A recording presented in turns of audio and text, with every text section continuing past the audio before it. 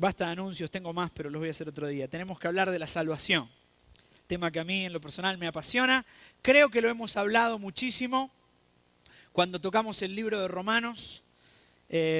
No me siento muy bien el día de hoy, así que si me desmayo, canten una canción, oren y nos vamos. Pero espero llegar al final. Tenemos que hablar de lo que creemos en cuanto a la salvación y seguridad de salvación. Ahora, es un tema muy trillado, es un tema que es fundamental en nuestra vida como creyentes, y como es fundamental, creemos que es elemental, yo no estoy muy de acuerdo con eso, y damos por sentado que todos creemos lo mismo, y que todos sabemos lo mismo, y que todos estamos seguros de nuestra salvación, y después uno, cuando está dando una clase de escuela dominical, o una clase con jóvenes, o con adultos, se encuentra con respuestas que dice, evidentemente, no es un tema que tenemos tan claro. Ahora, si bien yo le quiero leer lo que dice, lo tengo anotado porque no me lo sé de memoria, lo que dicen nuestras bases como iglesia, dice así: creemos que todo hombre que recibe al Señor Jesucristo como Salvador mediante la fe, aparte de cualquier obra humana, es nacido de lo alto y llega a ser así hijo de Dios, creado en Cristo para buenas obras. Creemos que todos los redimidos son guardados eternamente por el poder de Dios debido a los siguientes factores. Y nombra 4 factores. Usted no tiene eso en sus notas, no lo busque. Uno es el carácter y propósito eterno del Padre. El segundo es la presente obra del Hijo. Tercero es la presencia permanente del Espíritu Santo en el creyente. Y la naturaleza del don de la vida eterna. Mire, es un resumen muy general. Aquellos que lo hicieron incluye un montón de cosas, está muy bien hecho. Porque incluye la obra del Padre, la obra del Hijo, la obra del Espíritu Santo, habla del don de la salvación como algo eternal, abarca todo. Ahora, si yo hablo de la salvación, ¿qué tenemos que hacer para ser salvos? Como que tenemos soy viejo, iba a decir un cassette, tenemos como un chip que nos dice cuáles son las respuestas correctas. Y yo recuerdo tener 12 años, dudar de mi salvación, y recibir esta pregunta: ¿alguna vez oraste pidiéndole a Jesús que te perdone tus pecados? Sí. Entonces sos salvo. Quédate tranquilo, me dijeron. Viví mucho tiempo de mi vida pensando que era salvo porque un día había hecho una oración. Crecí, llegué a ser un joven y entendí por la palabra de Dios que haber hecho una oración no me salvaba de absolutamente nada. Porque no había comprendido la salvación. Porque una oración la puede repetir cualquiera y eso no necesariamente nos hace salvos. Entonces dije, bueno, tengo un problema. Soy inconverso. Y durante mi primer año de estudios de la Biblia, y creo que ya se los he dicho, debo haber aceptado a Cristo por lo menos unas 100 veces. Cada vez que leía la Biblia y encontraba una pincelada de lo que la salvación implica, me daba cuenta que no era salvo, me iba corriendo a mi habitación y decía: Señor Jesús, yo hice esta oración 1.000.000 de veces, pero por las dudas, yo quiero ser salvo. A ver, si hice algo mal, te pido perdón, pero salvame igual. Y lidié mucho tiempo con la falta de seguridad de salvación. Mire, yo quiero que veamos en cuanto a la salvación. Creo que cuando predicamos o enseñamos en cuanto al libro de Romanos, se vio paso a paso. Entonces no quiero volver a tocar todos esos pasajes. Ahora, hay un pasaje de la Escritura que yo utilizo en muchas de las ilustraciones de mis sermones, pero no he predicado de ese y hoy quiero predicar de ese. Hechos capítulo 9, acompáñeme, la conversión de Saulo. ¿Sabe por qué? Porque creo que en la conversión de Saulo podemos ver un resumen de de la salvación en sí, pero también de la seguridad de salvación. Porque podríamos tocar pasajes como Juan capítulo 10, donde dice que estamos en la mano del Padre. Podríamos tocar pasajes como en el libro de Judas. Pero quiero que lo vean en una vida, de una manera real. Quiero que veamos lo que creemos en cuanto a la seguridad de salvación, en cuanto a la obra del Padre, del Hijo y del Espíritu Santo en la vida de un hombre. Hechos capítulo 9, versículos 1 en adelante, dice así: Saulo, respirando aún amenazas y muerte contra los discípulos del Señor, vino al sumo sacerdote y le pidió carta para las sinagogas de Damasco, a fin de que si hallase algunos hombres o mujeres de este camino, o sea, cristianos, los trajese presos a Jerusalén. Mas yendo por el camino, aconteció que al llegar cerca de Damasco, repentinamente le rodeó un resplandor de luz del cielo, y cayendo en tierra oyó una voz que le decía: Saulo, Saulo, ¿por qué me persigues? Él dijo: ¿quién eres, Señor? Y le dijo: yo soy Jesús, a quien tú persigues. Dura cosa te es dar coces contra el aguijón. Él, temblando y temeroso, dijo: Señor, ¿qué quieres que yo haga? El Señor le dijo: levántate y entra en la ciudad, y se te dirá lo que debes hacer. Y los hombres que iban con Saulo se pararon atónitos, oyendo a la verdad la voz, mas sin ver a nadie. Entonces Saulo se levantó de tierra y abriendo los ojos no veía a nadie. Así que llevándole por la mano le metieron en Damasco, donde estuvo 3 días sin ver y no comió ni bebió. La conversión de Saulo, un pasaje que usted y yo hemos leído, estudiado miles de veces.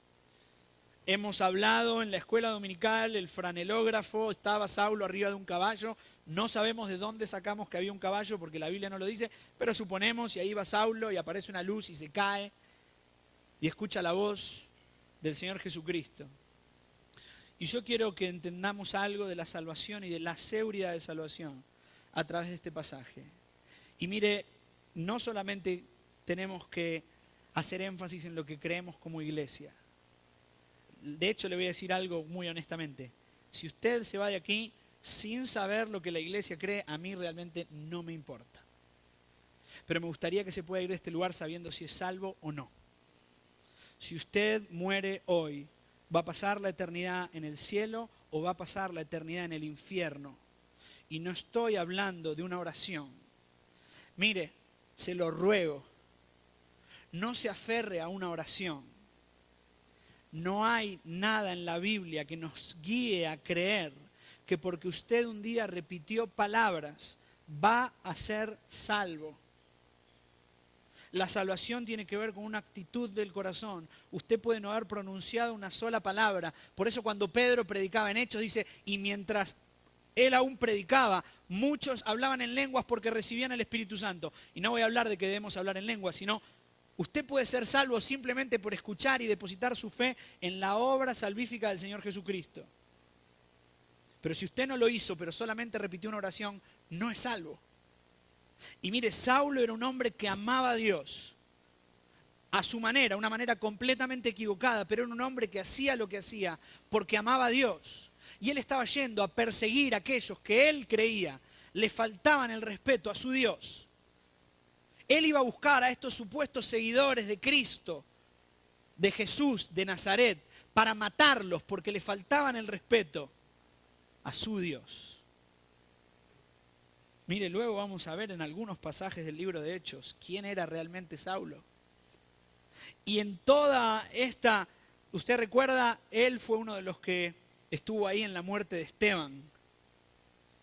Y en toda esta respiración de amenazas y muerte contra los discípulos del Señor, Saulo encuentra una luz camino a Damasco, que es el mismo Señor Jesucristo, y le habla: Saulo, Saulo, ¿por qué me persigues? Qué pasaje fantástico. Pero mire, yo no tengo tiempo, quiero hablarle bien sencillo de 3 cosas que Saulo se tuvo que dar cuenta, que tuvo que entender para poder ser salvo. Saulo iba aquí a caballo, caminando, usted decida, y escucha esta voz y esta luz: Saulo, Saulo, ¿por qué me persigues? Y él cae en tierra. Y la Biblia dice, y él dijo: ¿quién eres, Señor? Y le dijo: yo soy Jesús, a quien tú persigues. Mire, yo le quiero dar a entender algo. El mundo de Saulo se vino abajo en un segundo. ¿Sabe quién era Saulo? Saulo era un hombre que tenía todo a favor. Era judío, ciudadano romano, instruido a los pies de Gamaliel. Gamaliel era, según Hechos capítulo 5, uno de los hombres más respetados del Sanedrín. Él era una autoridad para los judíos, era una autoridad para los romanos, era un hombre que se las sabía todas, y de repente toda su vida está mal. No solo está mal, él va en la dirección opuesta a la correcta. Se encuentra con el Señor Jesucristo, a quien él pensaba, defendía, aseguraba que no era el Mesías, que no era el Hijo de Dios. Y de repente aparece en una luz y él dice, ¿quién eres, Señor? Sabe con quién está hablando. Y él le dice, yo soy Jesús. Mire, yo le quiero decir algo. Usted puede sentirse el peor pecador del mundo. No creo que se sienta peor que Pablo, o Saulo en este caso. Él perseguía a aquellos llamados cristianos para matarlos por creer en Cristo. Si usted piensa que había pecado que no se puede perdonar, este debe ser uno de ellos. Sin embargo, usted sabe la historia de Saulo, quien luego fue llamado Pablo. Fue el más grande misionero de la historia. Y sabe, lo primero que él tuvo que entender fue su posición. Y esto es clave para entender la salvación, querido hermano. Entender la posición que usted tiene delante de Dios, y es algo que hablamos cuando fuimos de Romanos capítulo 1 a capítulo 8. Entender quién es Dios y quién soy yo. Sin esa comprensión de un Dios santo que aborrece el pecado y un hombre injusto, que no tiene nada bueno en él, que no se gana la salvación por lo que es, por lo que puede hacer, porque Dios lo necesita. Un hombre inmundo, pecador, separado completamente de Dios. Si usted no entiende eso, si yo no lo entiendo, no puedo ser salvo.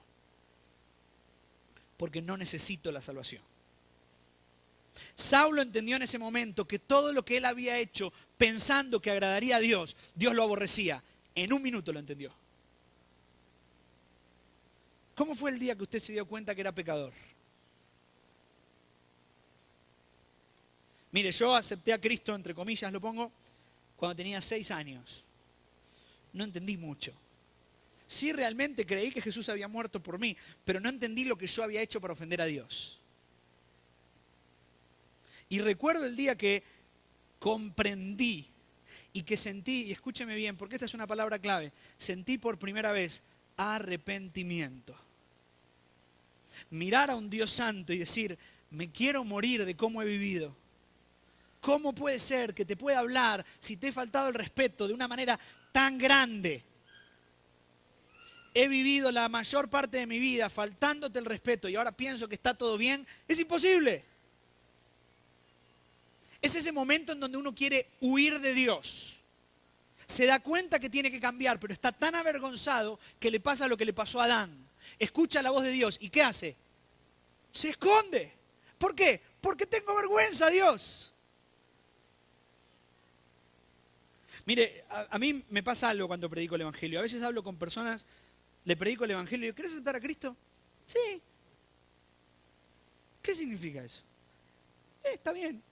Es como un ticket gratis para ir a Disneylandia. ¿Querés ir a Disney? Sí. ¿Querés ir al cielo o al infierno? Al cielo. A ver, ¿no te sentís ni un poquito mal de lo que hiciste? Aunque hagas una oración, te vas a ir al infierno. Porque no entendiste nada. Si vos llegás al punto de aceptar a Cristo, y a veces nuestro activismo evangélico nos hace querer tener manos levantadas. ¿Quiere ir al cielo hoy? Haga esta oración. Y uno pasa las hojas, es un iPad, es muy difícil pasar las hojas, pero uno pasa las hojas de la Escritura y no encuentra eso en ningún lado.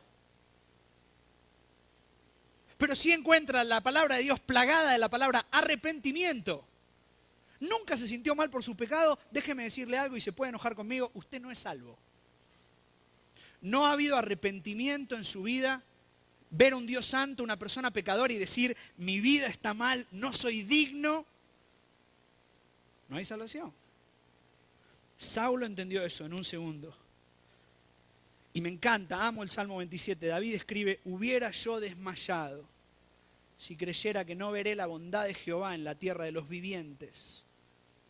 Mire, cuando uno se da cuenta que uno es un pecador y entiende su posición, que está todo mal, hay un sentimiento de muerte adentro, de terror, de que no hay salvación, de que no hay nada que uno pueda hacer, de nerviosismo, porque usted acaba de entender que va a pasar la eternidad en el infierno y da miedo eso. Pero gracias a Dios que la historia de Saulo no se queda ahí. Claro, cuando Saulo entiende todo eso y escucha en el versículo 5, ¿quién era el Señor? Y él dice, Jesús, a quien tú persigues, dura cosa te es dar coces contra el aguijón. El versículo 6 comienza y dice, y Pablo, temblando y temeroso. ¿Cómo no voy a tener miedo si te he perseguido a ti y a todos los que creen en ti para matarlos? ¿Cómo no voy a tener miedo si hace unos días atrás estaban matando a Esteban y yo consentía con su muerte?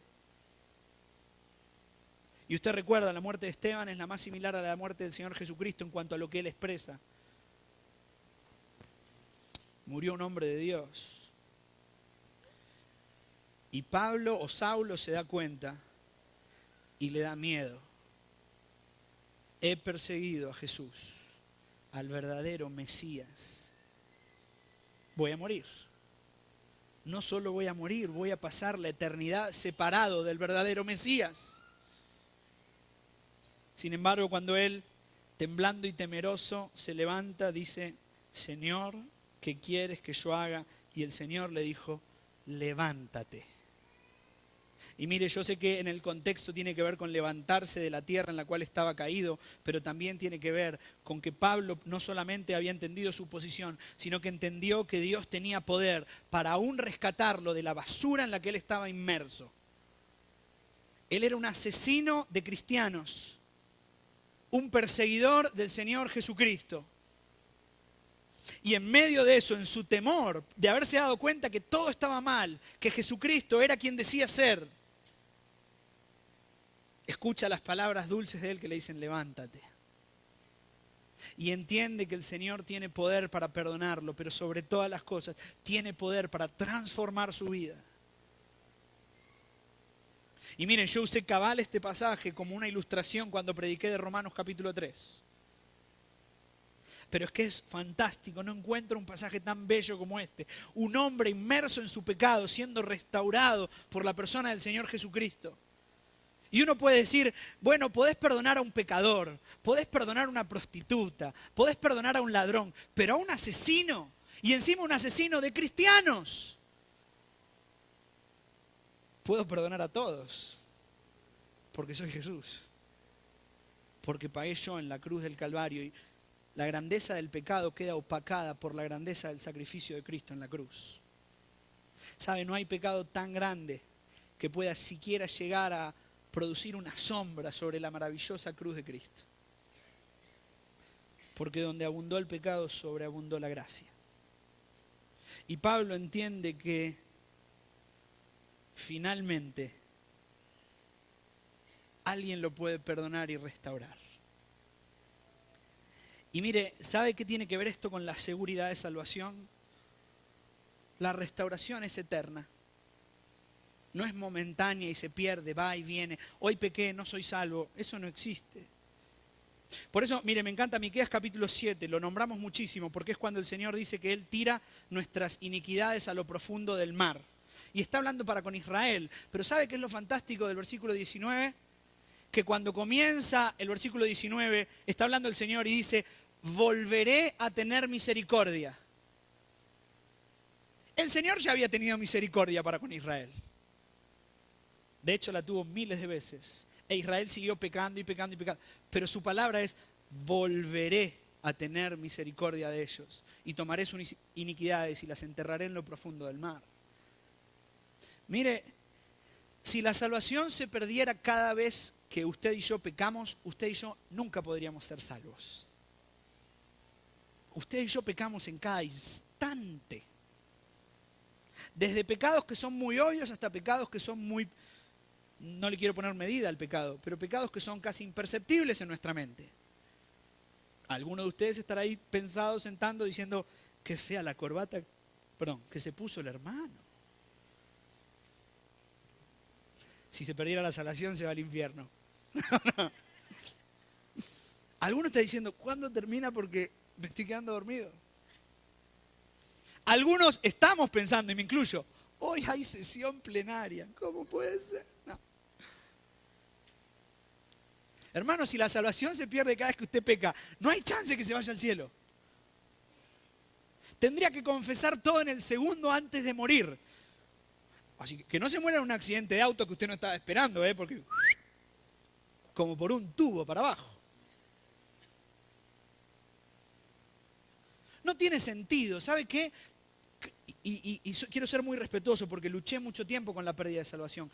Creer en la pérdida de salvación implica dos cosas. La primera es que la salvación depende de usted, lo cual es absurdo.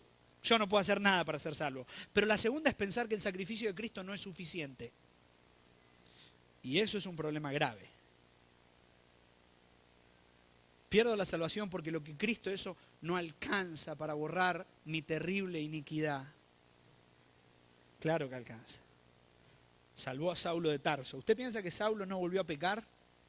Él escribe después, ya siendo llamado Pablo, el bien que quiero hacer no hago, mas el mal que no quiero hacer, eso hago. A esta conclusión llego, ¿el mal mora en mí? Pablo siguió pecando, pero tenía la convicción de que Cristo tenía el poder suficiente para perdonarlo y restaurar su vida.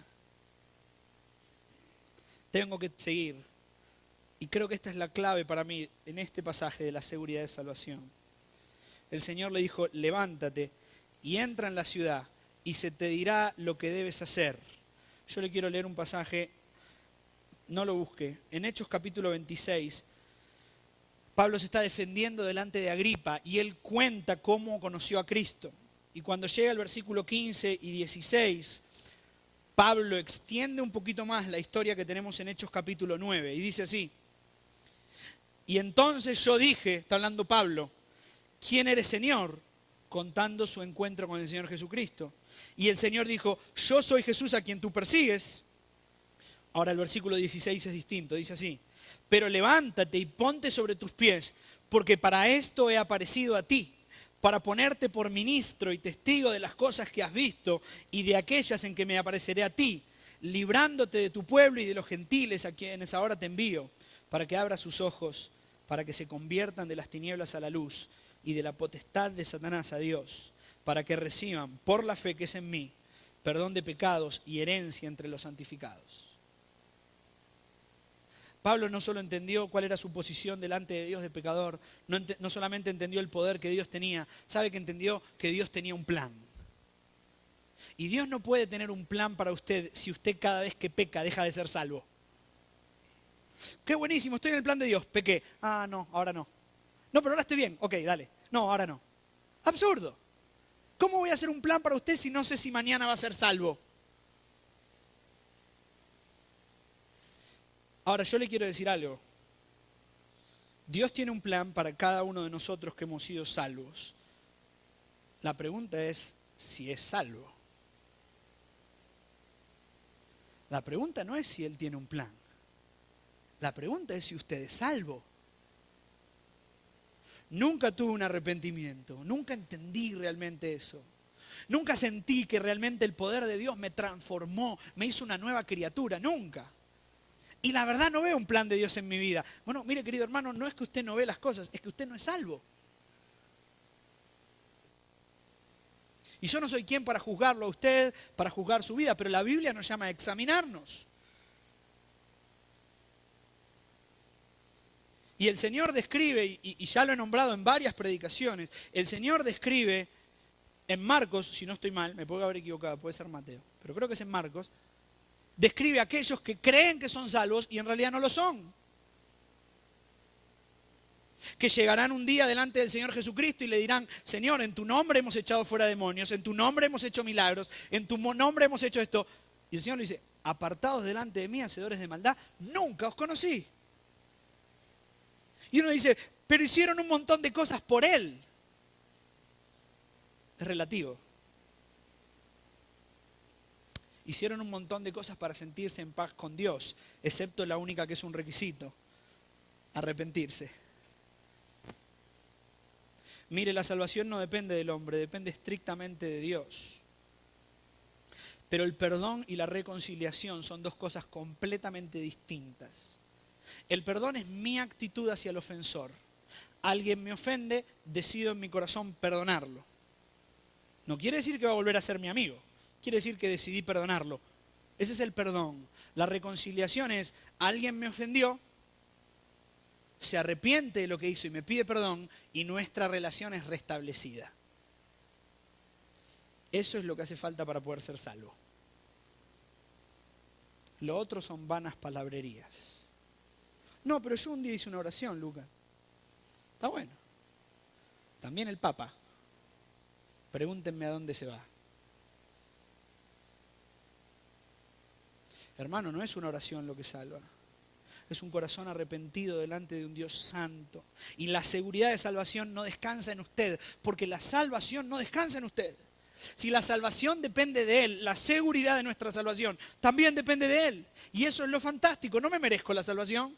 Si fuera por mi pecado la pierdo cada 5 minutos o menos. Pero descansa en un Dios santo que tiene poder para perdonar, que tiene poder para restaurar, que tiene un plan perfecto para mi vida. Sí, solo sí, soy salvo. El plan de Él está reservado para los salvos. Uno de mis pasajes favoritos dice, antes bien como está escrito, cosas que ojo no vio, ni oído yo, ni aún han subido en corazón de hombre, son las que Dios ha preparado. Y la gente a veces se queda ahí. Pero la Biblia dice, son las que Dios ha preparado para los que le aman. Eso es ser salvo. Y mire, prometí ser breve. Llegué a 30 minutos. Si usted quiere saber qué cree la iglesia, tenemos un precioso manual con las bases donde explica exactamente qué creemos. Si usted lo aprende o no, ¿es importante? Sí es importante, es bueno. Pero es mucho menos importante de si usted sabe si es salvo o no. Si muere hoy, ¿a dónde va? Y no me lo responda a mí, no piense en el que tenga al lado. Quiero que piense por un segundo, si hoy llegara el momento de morir, ¿a dónde se despierta usted? ¿Abre los ojos en la presencia del Señor Jesucristo? ¿O abre los ojos para la condenación? Donde va a estar clamando, no, pero si yo creí, Señor, yo te serví. Tarde. Alejaos de mí, hacedores de maldad. Y yo recuerdo una vez que me dijeron algo, tenemos que tener cuidado de no predicar un evangelismo que cause miedo. Mi respuesta frente a eso es, el verdadero evangelio causa miedo. Cuando usted entiende que si se muere se va al infierno, eso causa terror. De que tal vez hoy sea el día y va a despertar en un lugar donde por más que grite, por más que clame, por más que patalee, Dios no le va a escuchar. Eso da terror. Y no hay una oración que pueda hacer para salvarlo. Es comprender quién es usted y arrepentirse.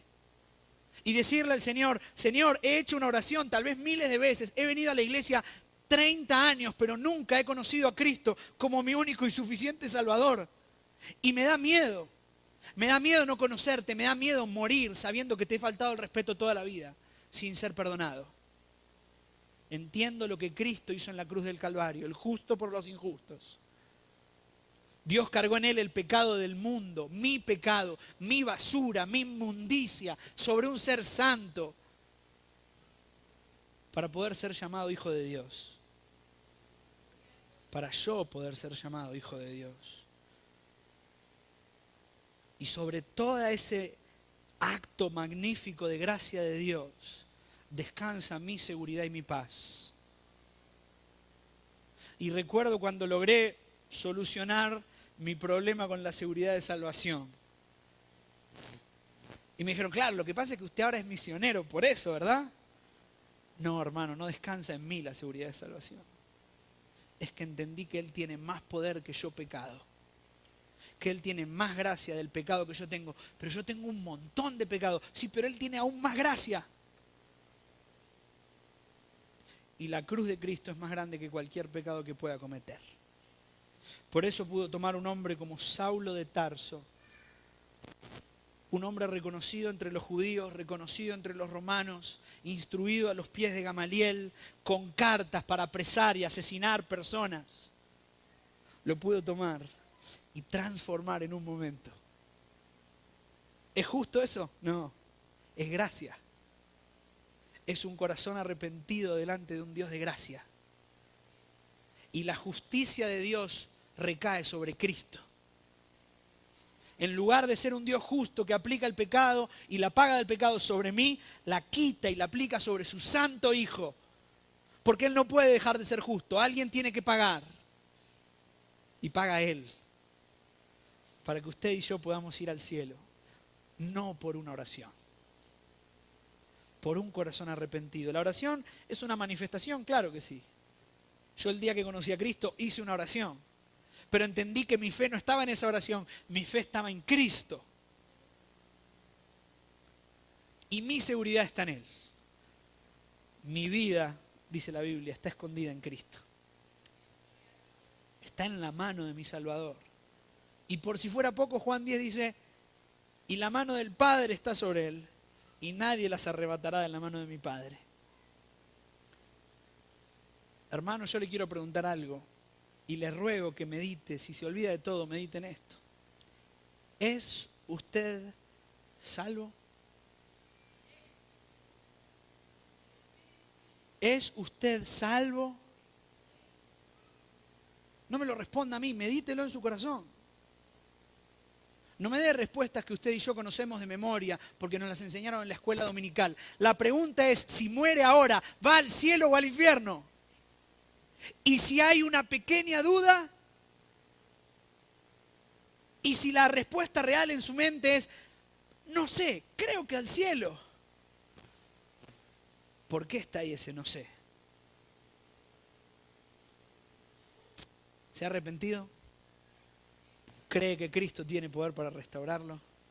Hable con Él, hermano, y sienta la paz de ser salvo. Sienta la seguridad de que su pecado nunca puede ser más grande que la cruz de Cristo. Disfrute de pasar la eternidad a los pies de nuestro Padre.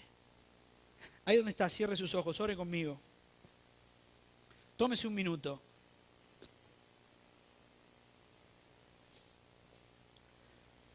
Y medite. ¿Es usted salvo? Si muero ahora, soy salvo. No por las obras que usted ha hecho, no porque usted es bueno. Es salvo porque toda su fe, confianza está depositada en el sacrificio santo de Cristo. ¿Es usted salvo? Y si la respuesta es no, no sé, tal vez, hermano, hable con Dios. No hay palabras mágicas, no hay oraciones a repetir que salven. Hable con Dios, arrepiéntase, reconozca quién es delante de Él, reconozca su pecado, siéntase avergonzado por lo que ha hecho y clame por misericordia. Clame por misericordia para poder escuchar en su corazón esa palabra que Jesús le dijo a Saulo: levántate, tengo un propósito para ti, tengo un plan para ti, te amo. Pero todo recae sobre la misma pregunta: ¿es usted salvo? Y querido hermano, yo le quiero dar un momento, un tiempo. No le quiero hacer repetir una oración, porque no hay ninguna en particular que sea más especial que otra. Pero sí le quiero rogar que si usted entiende que aún no es salvo, hable en su corazón con Dios. Pídale que lo salve, reconozca su pecado, pida perdón, arrepiéntase y disfrute de la gracia de Dios. Dígaselo. Pídale que le salve. Pídale que le transforme. Pídale que cumpla su promesa, de modo que si alguno está en Cristo, nueva criatura es, las cosas viejas pasaron, he aquí todas son hechas nuevas. Pídale que lo transforme, que le haga una nueva criatura. No hay nadie mirando, solo yo. Solo yo y los servidores de la iglesia que al finalizar van a querer saludarle y hablar con usted y animarlo. Hermano, y no me importa si usted tiene 30, 40 años de creyente. Si usted entendió que no es salvo y habló con Dios para obtener esa salvación mediante el sacrificio de Cristo en la cruz, yo le quiero conocer. Quiero orar por usted. Quiero darle un abrazo cuando termine esta prédica. Quiero poder decirle qué lindo se siente poder vivir con paz. Si usted le ha pedido a Cristo que le salve, ahí donde está, quiero conocerle, levante su mano, ahí donde está. ¿Alguien así? Amén, gracias a Dios, amén, gracias a Dios, amén. ¿Alguien más que le dice sí a Cristo? Amén, gracias a Dios. No se quede con las dudas, hermano. Disfrute de la paz de Cristo, que sobrepasa todo entendimiento. No quiero insistir porque no me interesa la cantidad de manos, pero sí me interesa su vida. ¿Alguien más que le dice sí a Cristo? Padre, te amamos. Te damos gracias por tu palabra. Gracias por el sacrificio de Cristo que transformó nuestras vidas, que transformó nuestra eternidad. Gracias porque la seguridad de salvación no descansa en lo que yo pueda hacer o dejar de hacer. Descansa en quién eres tú como Dios, en la obra que Cristo hizo en la cruz y en la morada del Espíritu Santo en mi vida. Gracias, Padre, porque depende de ti y puedo disfrutar de tu paz. Puedo ser tu hijo, puedo ser amado en lugar de un vil pecador que te ha faltado el respeto toda la vida. No por mis propios méritos, por los méritos de Cristo. Padre, te ruego por cada hermano que ha manifestado recibir a Cristo, obra en sus corazones. Y Padre, si alguno aún no te conoce, muéstraselo de una manera clara. Que el Espíritu Santo lo convenza de pecado, justicia y juicio, para que puedan llegar al conocimiento de Cristo y de tu persona. Padre, te amamos y nos encomendamos a ti, en el precioso nombre de nuestro Salvador y Señor, Cristo Jesús. Amén.